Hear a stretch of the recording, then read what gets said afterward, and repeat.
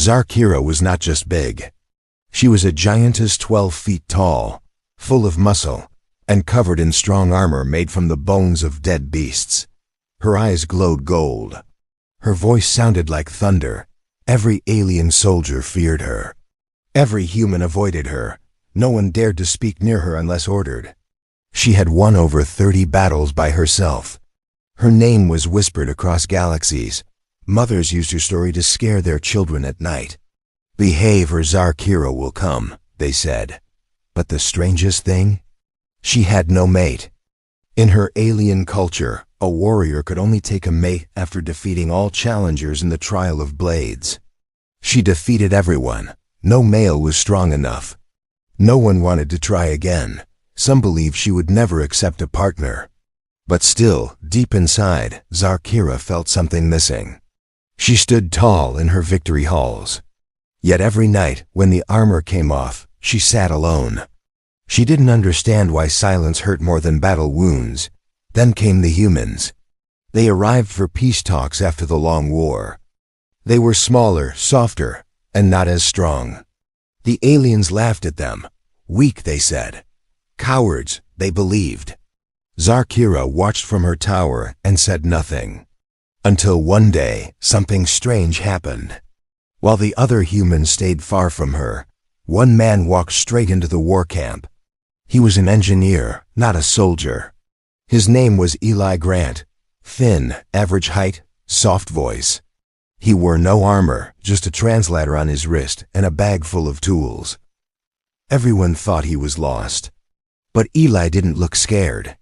He walked straight toward the tent where Zarkira sat. The guards stopped him, weapons drawn. He raised his hands and smiled. "I just want to talk," he said. The guards laughed. "You want to talk to her?" "Yes." They looked at each other, unsure what to do.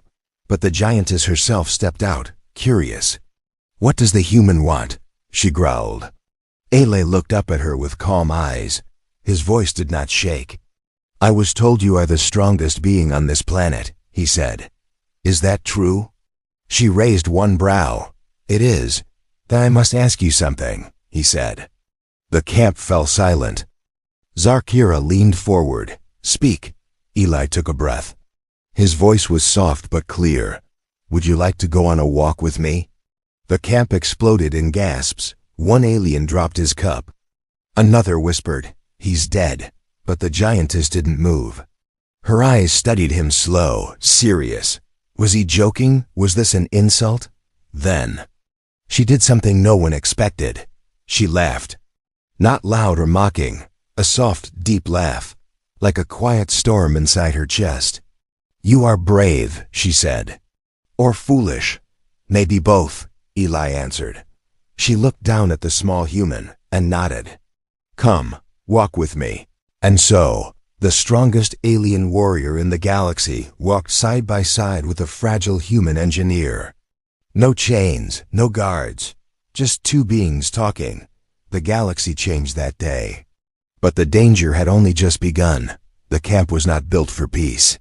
It was filled with sharp weapons, loud voices, and cold stares.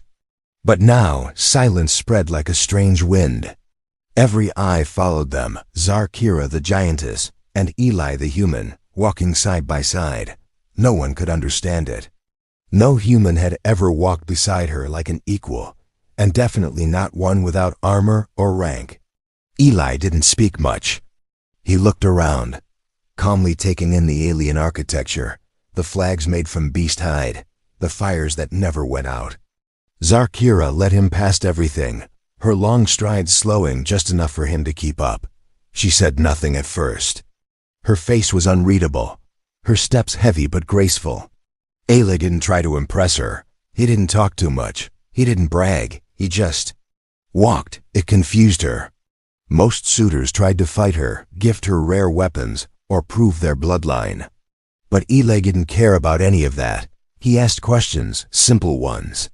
"What's that tower made from?" he asked. "Bone of a mountain beast," she replied. "Must be a strong beast." It was. He smiled. "Not stronger than you, though." For the first time in years, she felt heat behind her cheeks. She didn't know why. As they neared the Garden of Flames, a sacred space for her kind, Zarkira paused. "You are not scared of me?" Eli thought for a moment. "No, I'm careful. But not scared. Do you not know what I've done?" "I've crushed armies. I read the reports," Eli said. "But I also saw how you protected your wounded. How you stopped your own warriors from killing prisoners. You're more than a weapon." She turned to look at him fully now. "You see too much. That's why I came," he replied. "To see you. Not just the stories about you." For a second, Zarkira didn't know what to say. Her hand slowly moved to her sword hilt, a habit when nervous. But she didn't draw it. Then something even stranger happened. Ayla reached into his pack and pulled out a small metal box. He opened it. Inside were tiny moving lights, projecting soft music. It was an earth lullaby, the kind played for children. She flinched at first, then her body relaxed. "What is this?" she asked. "Something peaceful. Something from home." He placed the device on a stone. The melody echoed softly through the cold wind. For once, no sounds of war, no metal clashing, just gentle notes. And two beings sitting beside each other in a garden of flame. Zarkira stared at the music, then at the human. "You are not like the others. I never wanted to be," Eli said. Far away, jealous eyes watched. A group of alien warriors whispered in shadows. "The human is changing her, making her soft." Another hissed. "She will forget the blade, forget her purpose." And in the darkness, a blade was sharpened. Back at the garden, Zarkira looked up at the stars. "No one ever gave me a gift I could feel before," Eli smiled. "Maybe that's why no one succeeded." She didn't smile back. But her fingers brushed the edge of the music box. Not to crush it, but to listen longer. This walk had done something no weapon ever could. It had entered her heart. And the war was no longer outside. It had started inside her. The alien camp had rules, old ones. No outsider could win the respect of their warriors unless they passed the challenge of the 9 blades. It was a brutal test created by Zarkira's ancestors. Each blade stood for a different skill: strength, speed, will, honor, silence, mercy, pain, fear. And the last blade, death. No human had ever been allowed to try. But now, a strange rumor spread like wildfire. Zarkira herself had asked the elders to let Eli attempt the challenge. Everyone thought it was a joke. A test, maybe even a trick. The human had no combat training, no weapons, no alien strength. Eli didn't argue. He simply nodded and said, "All right, I'll try." The warriors laughed, some with anger. "He will die before the second blade," they said. But Zarkira stood still, watching him. Her face gave nothing away. Not fear, not hope, just quiet attention. The arena was ready, stone circles. Each trial stood at a separate ring. And above them, 9 ancient blades hovered, glowing red. Trial 1. Strength. Eli had to lift a beast skull heavier than his body. He couldn't lift it all the way. So instead, he took parts off used tools to adjust the weight and rolled it with balance toward the mark. Not strong ... but clever. The crowd was confused. The elders whispered. One nodded. Pass. Trial 2. Speed. Dozens of darts flew from random holes. Eli didn't dodge them all. But he used a broken shield as cover and slid across the ground, laughing. He reached the bell. Pass. Trial 3. Will. He was locked inside a dark room with no sound for 3 hours. The test was to break a person's mind. Eli hummed songs, tapped his foot, and even slept a little. He came out yawning.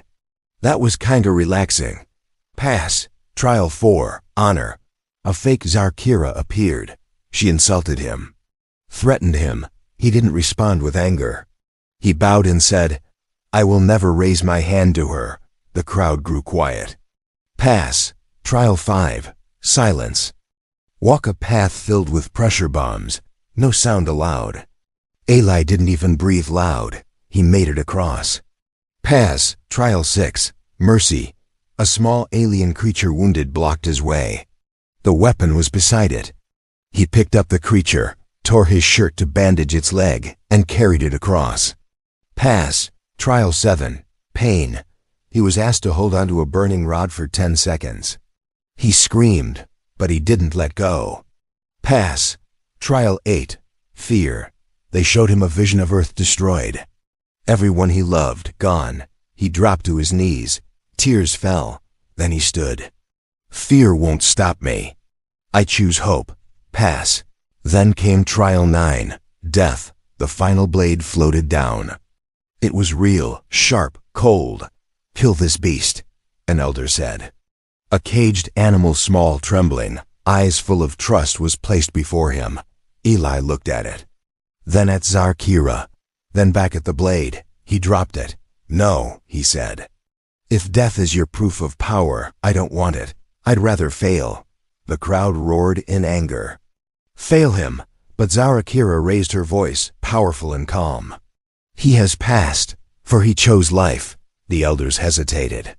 Then, one by one, they stood. All 9 blades. Passed. For the first time in the history of the challenge, a human had completed it without shedding blood. And somewhere deep in her warrior heart, Zarkira felt a pull she had never known before. She was trained to love strength, but now she was falling for something far stronger. That night, the arena was quiet. The flames had gone low. The stars blinked above the alien sky. Most warriors had returned to their tents, whispering about the human who passed the 9 blades without killing. Some laughed. Some grew jealous. A few began to worry. But in the highest tower of stone and steel, Zarkira sat alone. Her armor lay beside her, every piece stacked with care. Her great blade rested in the wall, unmoving. But she was trembling inside, not from fear.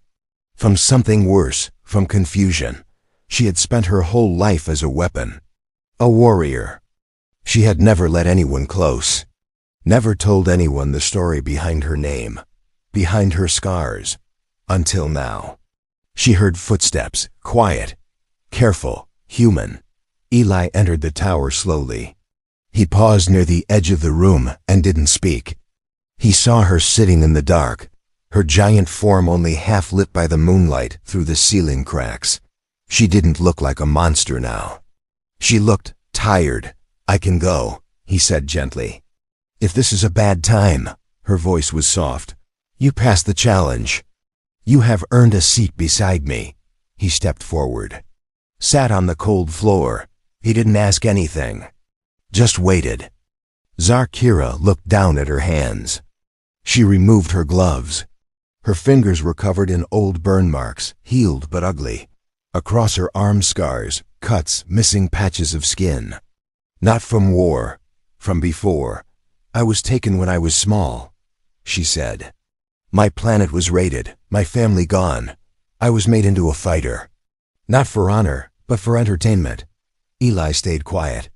They put me in cages, she continued, her voice a little cracked now. Taught me to hurt others before they hurt me. I was a child. Forced to kill for cheers. Eli's fists tightened, but he said nothing. I survived, she said.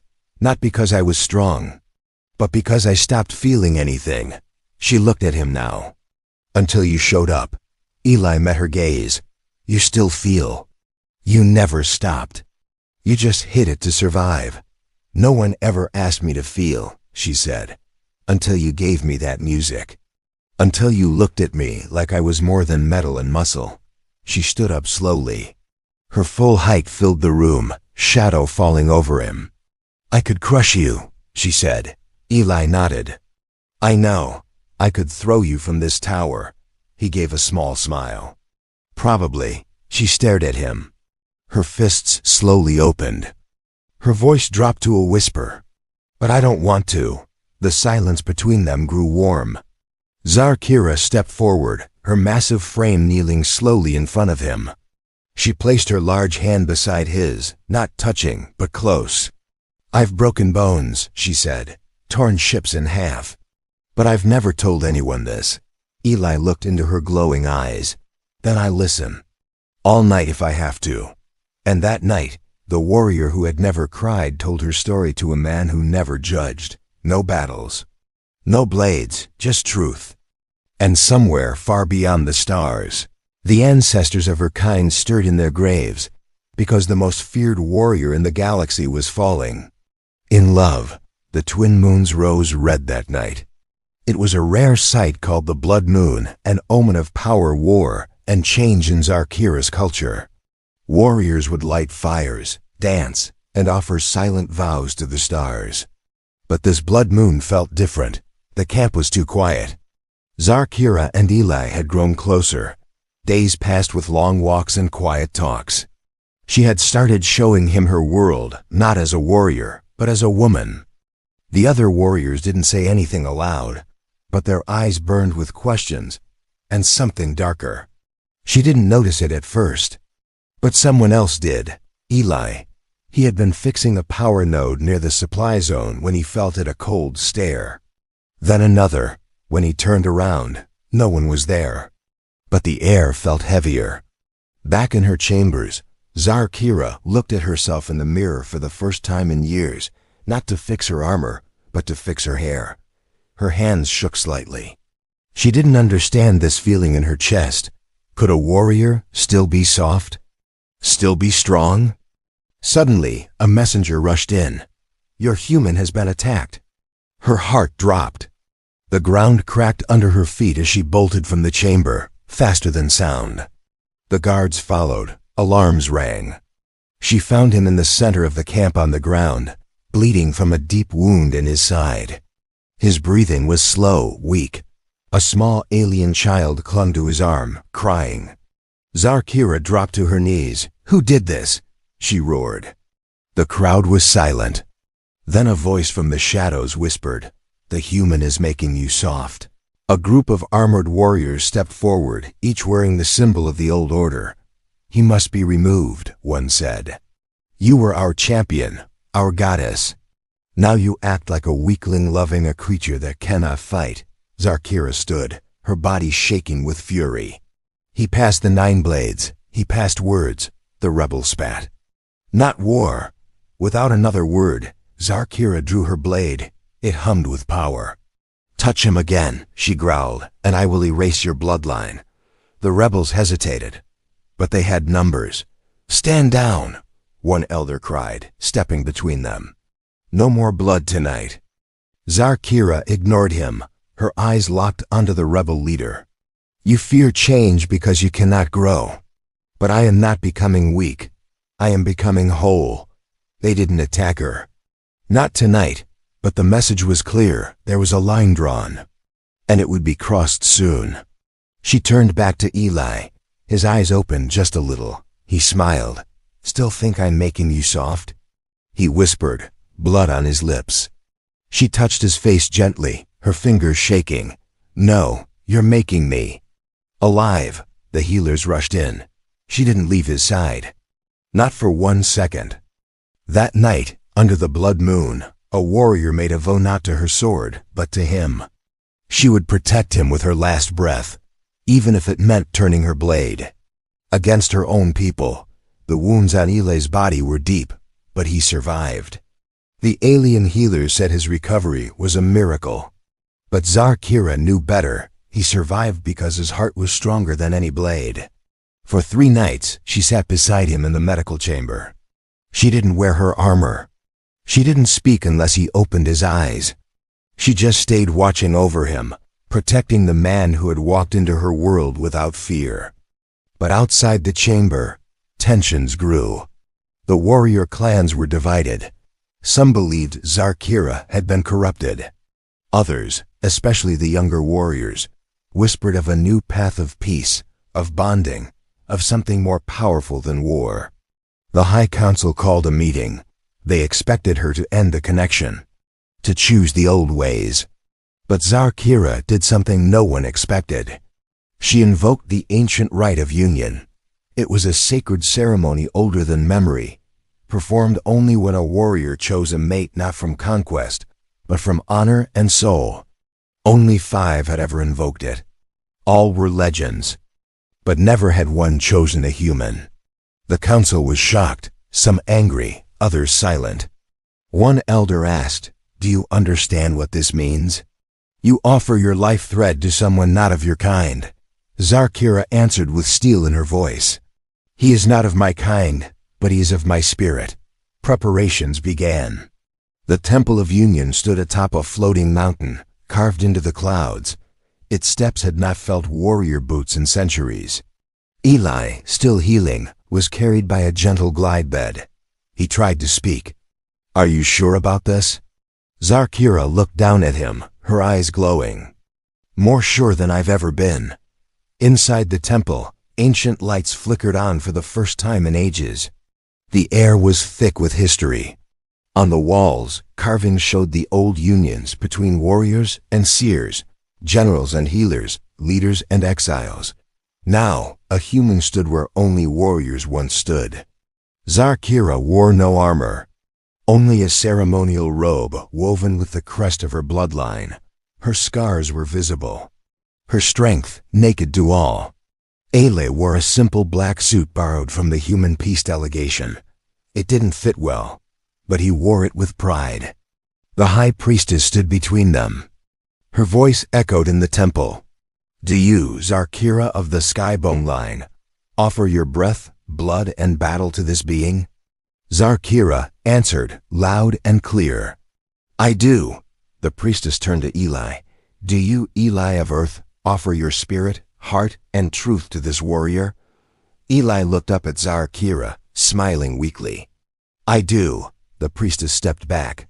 "Then you are now one. From this moment, your fates are joined. In battle or peace, life or death, so it is written. So it is bound." Zarkira kneeled before him, not in weakness, but in honor. And for the first time in front of all, she whispered, "You are my strength." He reached out, placing his hand on her cheek. "You are my home." The entire temple was silent. Then one by one, the younger warriors began to bow. The older ones watched with heavy eyes. A new age had begun. Outside, the sky cracked with light. The floating mountain trembled, not in anger, but in blessing. The bond was sealed. But far beyond, in the darkest part of the galaxy, someone watched. Someone who hated change. And war was coming. The story of the Union spread faster than light. Across battlefields, on starships, through dusty villages and data streams, everyone heard it.